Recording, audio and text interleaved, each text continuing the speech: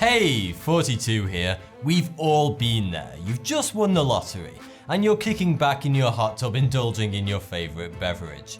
Then, all of a sudden, it's gone. Your alarm clock rudely awakens you and you come back to the sudden realisation that your life is considerably less glamorous than in your dreams. Oh, bollocks. But then something strange happens. 5 minutes passes by and you've forgotten most of, if not all of your dream. And that's if you're lucky. Sometimes we have dreams we're not even aware of because we can't remember even having them in the first place after we've awoken. Why is this? Why do we so easily forget our dreams? Let's find out. The brain is the last major mystery of the human body.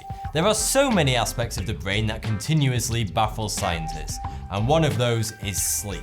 Scientists aren't even 100% sure why we even need sleep. So when it comes to understanding dreams, we're still very much in the dark. We have many theories, of course. One of the more popular theories is that when we sleep, our brains are filtering through the day's memories and deciding which ones are important enough to keep permanently and which to ditch. Scientists think dreams are a visual representation of this process.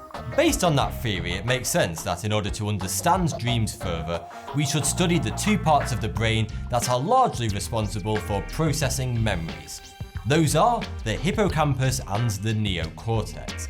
And that's exactly what researchers at the California Institute of Technology did. First, let's talk about the hippocampus, which you may be surprised to know is not a college campus for hippos. It's actually named after its resemblance to a seahorse. This is the part of our brains where memories are formed. However, it's thought that during sleep, these memories get transferred to the outer layer of our brain, the neocortex, where they are permanently stored. Think of it like a digital camera. The hippocampus is the camera's sensor. The neocortex is the memory card. For a memory to be transferred from the hippocampus to the neocortex, these two parts of the brain have to be connected via neurons, which are responsible for transmitting information around our brains. If your brain were the internet, then the neurons would be the routers. The hippocampus and the neocortex do this by firing electrical signals from the neurons at exactly the same time, several times per second. Imagine the two parts of your brain are having a conversation about the events of the day, i.e. your memories. When they both fire their neurons at the same time and they are in sync, we know they are communicating with each other. Scientists call this neural chatter. Scientists at Caltech used brand new technology to listen in to these two parts of the brain in rats whilst they were sleeping.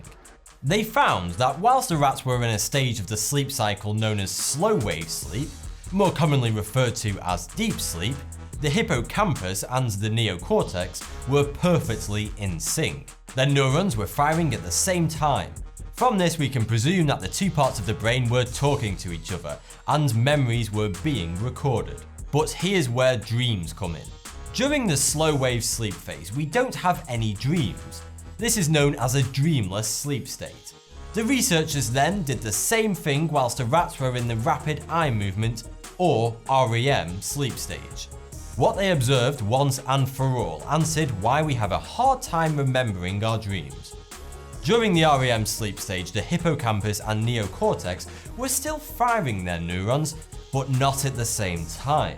They were no longer in sync.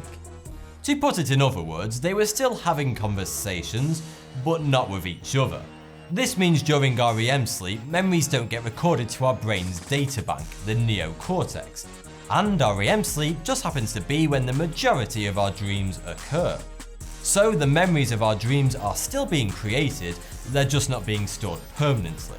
We remember only very faint aspects of our dreams because very occasionally the neurons might by chance fire at the same time.